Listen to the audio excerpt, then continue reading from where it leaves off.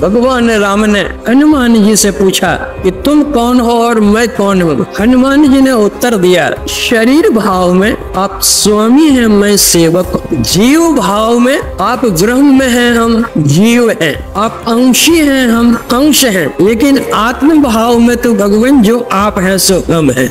अष्टावक्र मुनि ने कहा कि मैंने सुना था कि राजा जनक के दरबार में बड़े बड़े विद्वान लोग रहते हैं, आत्मज्ञानी लोग रहते हैं, तत्व ज्ञानी लोग रहते हैं। लेकिन यहाँ आने पर तो मुझे ऐसा लगा कि यहाँ न कोई एक ब्राह्मण है, न कोई आत्मज्ञानी है, न कोई तत्व ज्ञानी है। ये तो जितने यहाँ बैठे हुए हैं राजा जनक जी की सभा में, ये सब के सब चमार हैं। और वो प्लास्टर इतना चिकना होता है कि हाथ कहीं रखते फिसल करके हाथ कहीं चला जाता है। लेकिन अगर खोद करके देखिए उस मकान को तो क्या मिलेगा आपको? ईटा, कंकड़, पत्थर, चूना, सीमेंट, बालू। उसी यह शरीर ऊपर से देखने में कितना भी सुंदर क्यों न हो, लेकिन खोद करके देखिए तो क्या निकलेगा? मांस, हड्डी, चमड़ा, रक्त, पखाना, पेशाब। ये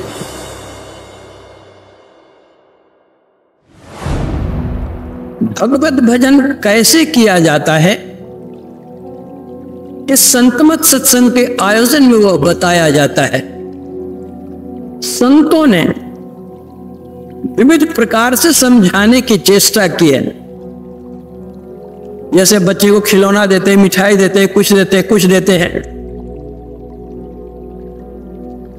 जब तक भेंट नहीं हो फिर भेंट हो जाती है, माँ बाप से प्रसन्न हो जाता है। उस प्रभु से मिलने के लिए जिस परमपिता परमात्मा से हम बिछुड़ गए हैं, उससे हम कैसे मिलेंगे, इसके लिए संतों ने कभी दास्य भाव में कहा है, कभी सख्य भाव में कहा है, कभी वात्सल्य भाव में कहा है, कभी दाम्पत्य भाव में कहा है कि किसी भी तरह यह समझ जाए। रामचरितमानस में गोस्वामी जी को दास्य भाव पसंद है। वे कहते हैं, सेवक सेव्य भाव बिनु भव न तरिय उर्गार। सेवक सेव्य भाव की वे चर्चा करते हैं, दास्य भाव है। कहीं सख्य भाव भी है। भगवान राम ने हनुमान जी से पूछा कि तुम कौन हो और मैं कौन हूं। हनुमान जी ने उत्तर दिया, शरीर भाव में आप स्वामी हैं, मैं सेवक हूं। जीव भाव में आप ब्रह्म हैं, हम जीव हैं। आप अंशी हैं, हम अंश हैं। लेकिन आत्म भाव में तो भगवान जो आप हैं सो हम हैं। दोनों में कोई भिन्नता नहीं है। भगवान राम और हनुमान जी का सेवक सेव्य भाव था। भगवान कृष्ण और अर्जुन का सख्य भाव था। राजा दशरथ और भगवान राम में वात्सल्य भाव था। यशोदा जी और भगवान कृष्ण में वात्सल्य भाव था। गोपियों का दाम्पत्य भाव था। अभी आप लोगों ने जो सुना, मर्यादा पुरुषोत्तम भगवान श्री राम जब शबरी गृह पधारते हैं, शबरी आगत स्वागत करती है। शबरी कोई संभ्रांत परिवार की महिला नहीं थी, धनी परिवार की महिला नहीं थी, विदुषी नहीं थी, भील जाति की थी, आदिवासी जाति की थी। और उस जमाने की बात है,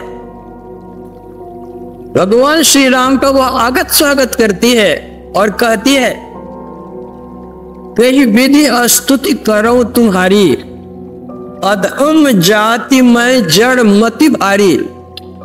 अधम ते अधम अधम अति नारी, तीन मह में अति मंदाघारी। शबरी कहती है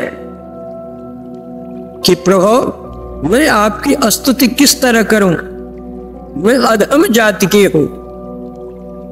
नारियों में जो अधम से अधम होती है उनमें भी मैं अधम हूं। मैं मंद बुद्धि की हूं, गंवारी हूं। कोई मैं उच्च कुल की नहीं हूं, कोई मैं पढ़ी लिखी नहीं हूं, कोई संभ्रांत परिवार की, धनी परिवार की भी नारी नहीं हूं। उस भीलनी के प्रति भगवान का क्या भाव है? भगवान कहते हैं, कह रघुपति सुनु भामिनी बाता, मानो एक भगति करनाता। भगवान कहते हैं कि हे भामिनी, भामिनी शब्द का अर्थ होता है जो क्रोध करने वाली है। भामिनी शब्द का अर्थ होता है जो अतीब सुंदरी हो। वो शबरी तो परम भक्तिन थी, वह क्रोध करने वाली थी नहीं। देखने में भी वह अत्यंत कुरूपा थी। उस कुरूपा के कारण उसके पति ने उसको छोड़ दिया था।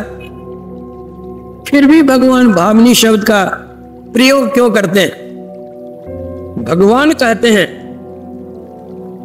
कि मैं एक भक्ति का नाता मानता हूं। जाति पाति कुल धर्म बड़ाई, अनबल परिजन गुण चतुराई, भगतिहीन नर सोहई कैसा, बिनु जल बारिद देखिए जैसा।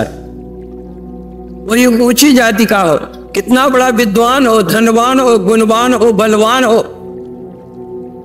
सब गुणों में निपुण हो, लेकिन उसके पास अगर भक्ति नहीं है, वह जल विहीन बादल के समान शोभाहीन है। जब अष्टावक्र मुनि राजा जनक जी के दरबार में पहुंचते हैं तो अष्टावक्र, उनके 8 अंग शरीर के टेढ़े थे, बड़ी कुरूपता थी उनमें। सभा में जितने थे सभी सभासद उनकी कुरूपता को देखकर ठहाका मारकर हंस पड़े। अष्टावक्र मुनि जी भी हंसने लग गए। सभासदों ने पूछा कि महात्मन, आपके हंसने का क्या कारण? अष्टावक्र मुनि ने कहा कि पहले आप लोग हंसे हैं, पहले आप लोग अपने हंसने का कारण बताइए, पीछे मैं बतलाऊंगा। सभासदों ने कहा कि महात्मन क्षमा कीजिएगा, आप जैसी कुरूपता आज तक मुझे हम लोगों को देखने को मिली नहीं, इसीलिए आपकी कुरूपता को देख करके मैं अपने को रोक नहीं सका और हंस दिए हम लोग। और आपके हंसने का कारण? अष्टावक्र मुनि ने कहा कि मैंने सुना था कि राजा जनक के दरबार में बड़े बड़े विद्वान लोग रहते हैं, आत्मज्ञानी लोग रहते हैं, तत्वज्ञानी लोग रहते हैं, आत्मद्रष्टा लोग रहते हैं, ब्राह्मण लोग रहते हैं, लेकिन यहां आने पर तो मुझे ऐसा लगा कि यहां न कोई एक ब्राह्मण है, न कोई आत्मज्ञानी है, न कोई तत्वज्ञानी है, न कोई विद्वान है। ये तो जितने यहां बैठे हुए हैं राजा जनक जी की सभा में, ये सब के सब चमार हैं। सभासदों ने कहा कि महाराज आप ये क्या कर रहे हैं, सब चमार है, इतने पढ़े लिखे विद्वान ये सब जो है सब आत्मज्ञानी नहीं। अष्टावक्र मुनि ने कहा जो आत्मज्ञानी होते हैं वे आत्मा को देखते हैं। नदी टेढ़ी होती है लेकिन उसका पानी टेढ़ा नहीं होता, गन्ना टेढ़ा होता है लेकिन उसका रस टेढ़ा नहीं होता। गाय विभिन्न प्रकार के रंगों की होती है लेकिन सबका दूध एक ही उजला ही होता है। तकिया का खोल विविध प्रकार का होता है, विविध रंगों का होता है, लेकिन उसमें रुई एक ही होती है। जो आत्मज्ञानी होते हैं वे आत्मा को देखते हैं, शरीर को नहीं देखते हैं। शरीर का हाड़ चाम मांस खून रक्त का बना हुआ है। तो आप लोग जितने हैं, आप लोगों ने मेरी आत्मा तो देखी नहीं। अगर कोई आत्मज्ञानी होते तो मेरी आत्मा को वे देखे हुए होते, लेकिन आप लोगों ने तो हड्डी और चमड़े की पहचान की है कि हमारा चमड़ा और हमारी हड्डी टेढ़ी मेढ़ी है। जो चमड़ा का पहचान करने वाला वो चमार नहीं तो ब्राह्मण कहां से? ब्राह्मण तो होता जो ब्रह्म को पहचानता है। ब्राह्मण सोई जो ब्रह्म पिछाने, बाहर जाता भीतर आने, पांचों बस करी झूठ न भाखे, दया जने वो हृदय राखे, आत्म विद्या पढ़े पढ़ावे, परमात्म का ध्यान लगावे, काम क्रोध मद लोभ न होई, चरणदास कहे ब्राह्मण सोई। ब्राह्मण तो है। तो भगवान श्री राम शबरी की आत्मा को देखते थे कि इसकी आत्मा की सुंदरता, आत्मा की सुंदरता के सामने और किसी की सुंदरता नहीं होती। जो शरीर है, यह शरीर क्या है? जैसे आप एक सुंदर मकान बनाते हैं और उस पर प्लास्टर करते हैं, और वो प्लास्टर इतना चिकना होता है कि हाथ कहीं रखते फिसल करके हाथ कहीं चला जाता है, इतना चिकना प्लास्टर होता है। लेकिन अगर खोद करके देखिए उस मकान को तो क्या मिलेगा आपको? ईटा कंकड़ पत्थर चूना सीमेंट बालू। उसी यह शरीर ऊपर से देखने में कितना भी सुंदर क्यों न हो, लेकिन खोद करके देखिए तो क्या निकलेगा? मांस हड्डी चमड़ा रक्त पखाना पेशाब। ये जा शरीर माही तू अनेक सुख मान रहे हो, ताहे तू बताओ या में कौन बात भली है?